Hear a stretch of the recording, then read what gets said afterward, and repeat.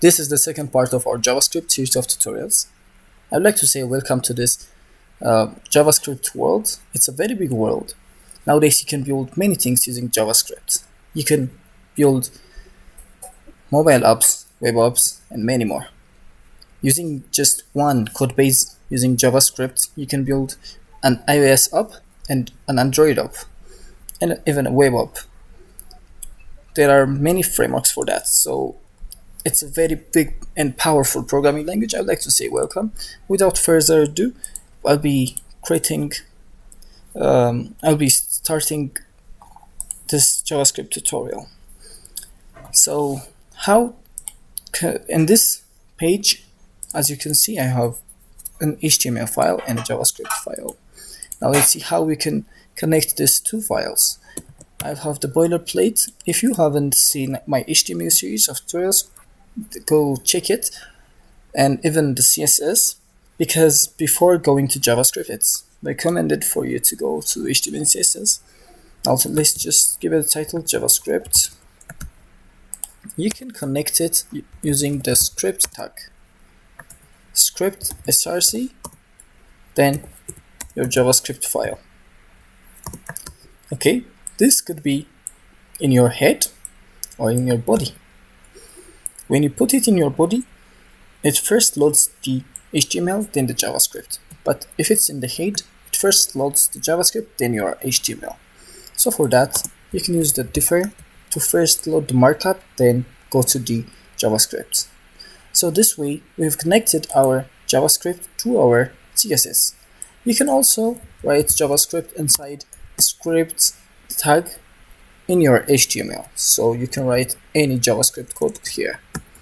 For now, we'll be using external JavaScript this way. Then let's see how we can display something in our HTML page. I have opened the page here, as you can see. So let's make it like this. Okay, this is the code editor, VS Code, and this is H. Now what we're gonna do is there are things called functions. These functions are our blocks of codes. So let's first create a function. We'll see more about functions, but for now, let's just use this function and let's say show text. So it will show text. Okay.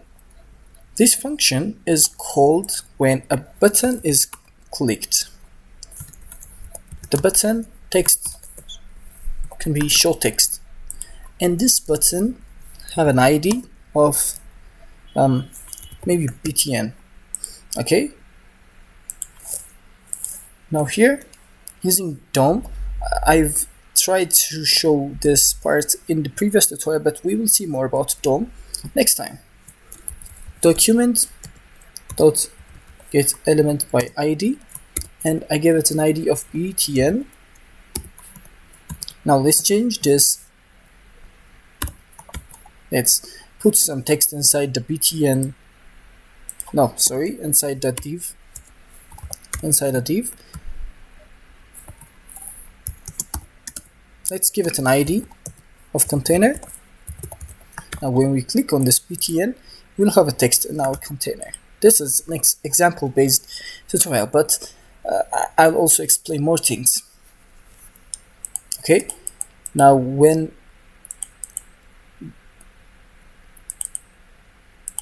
I'll be using the container ID, so let's have the container. Then we'll have an inner HTML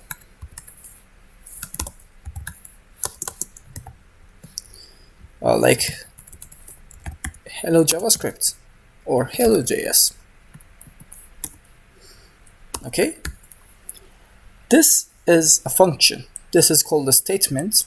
It ends up with a semicolon, and let's try to run this code. But first, let's give our button an onClick attribute, and on click we will call this function show text.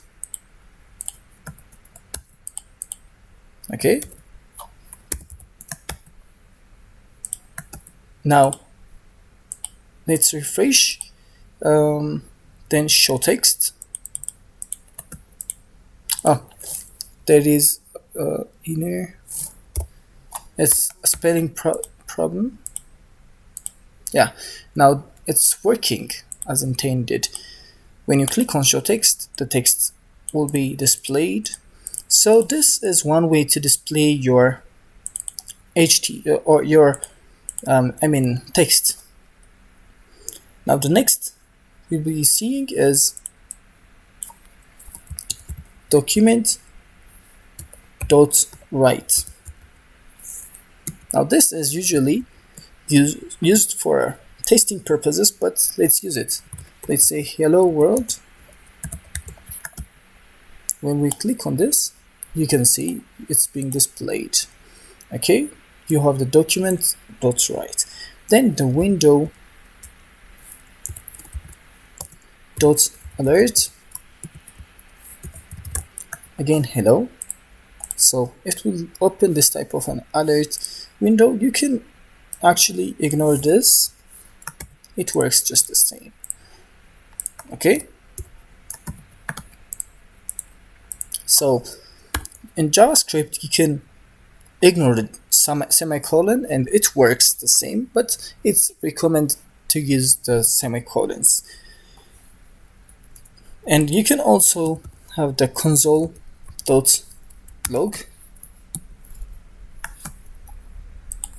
Inside this console log, let's say hello console and refresh. Now the console is, you can find the console by inspecting then here console. Now refresh, then click on show text, you can see hello console. Now these are the ways you can use JavaScript to print out some text in your browser.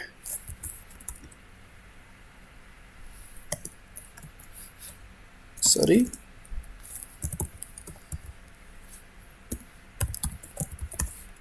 Okay.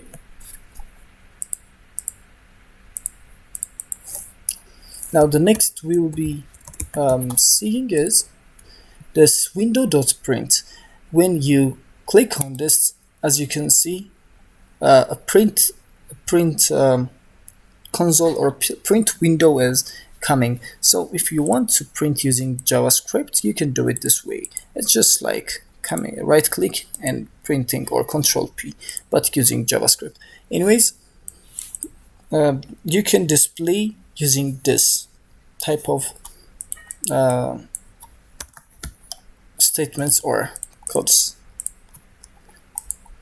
Now there are things called keywords in JavaScript. These keywords are reserved words, so you cannot use it for your variables or your function names. They're like for declaring a variable, or like if else, like this, or it might be like return. So these reserved words are called keywords. We'll see more on variables later on, and also the conditionals. And in this tutorial, we will see just the highlights, then go into them later on. And we have statements in JavaScript. We have seen some statements like, for example, this is how you declare a variable. Now it enters a semicolon. This is a statement. So statements can be one or many, like this, for y. You can write these two variables inside one statement like this by using comma in between. Okay, like this. Now you have declared two different variables. Speaking of variables, you can declare variables this way. You can access them later using just a variable name like this, like this. Now using console log, maybe let us display x.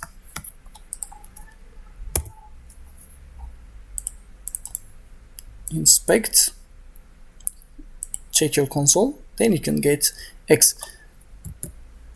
Okay, this is one way to get to declare and use your variables. Variable names can be letters, can start with a $sign or underscore. So these are allowed to be used in your JavaScript variables. You can create your variables using the var, late, and the const keywords.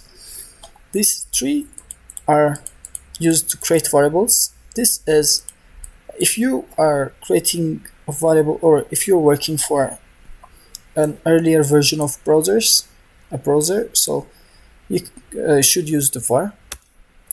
These are a little bit new keywords, late and const. Use late if you want to change the variable later on. Use const for a constant variable, so you cannot change it later. So that's how you need to take this. And another thing is comments. Like any other programming languages, you use comments in your JavaScript. For example, a comment. If you want to comment this, you can use the double hash. If you have multi-line, then you can comment it this way. Slash asterisk, then asterisk slash, this way. So this is about comments. Then the next is we have JavaScript values. We have seen variables. They are one type of JS values. The next are fixed.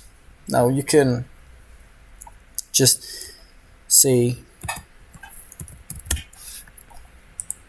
this is a literal or a fixed value, whereas this is a variable. This is just an example of variable and literals.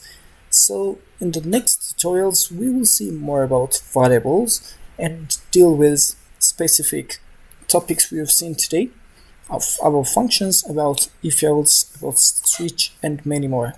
Thank you for watching. See you next time.